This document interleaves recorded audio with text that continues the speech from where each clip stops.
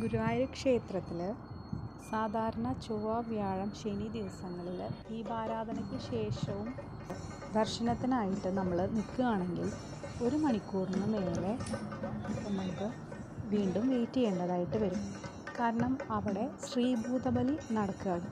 തലേ ദിവസം ഉദയാസ്തമന പൂജ ഉണ്ടെങ്കിൽ പിറ്റേ ദിവസമാണ് ശ്രീഭൂതബലി ചടങ്ങ് നടക്കുന്നത്. അപ്പോൾ ഈ ദിവസങ്ങളിൽ വൈകുന്നേരം വരുന്ന ഭക്തജനങ്ങൾ ഇത് അറിഞ്ഞിരിക്കണം.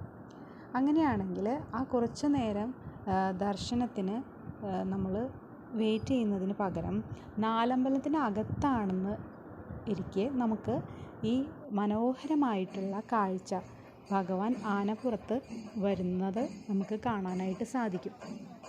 ശ്രീഭൂതബലി എന്ന ചടങ്ങാണ് അത്.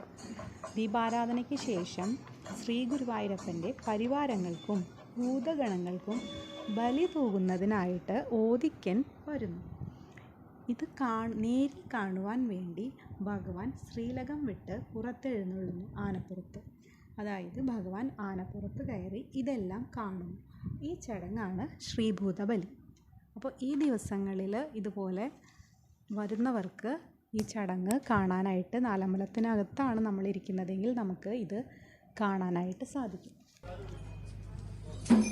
അതുപോലെ തന്നെ ശ്രീഭൂതബലി ദർശനം സന്താന ലബ്ധി, ധനസമൃദ്ധി എന്നിവ ലഭ്യമാക്കുന്നു.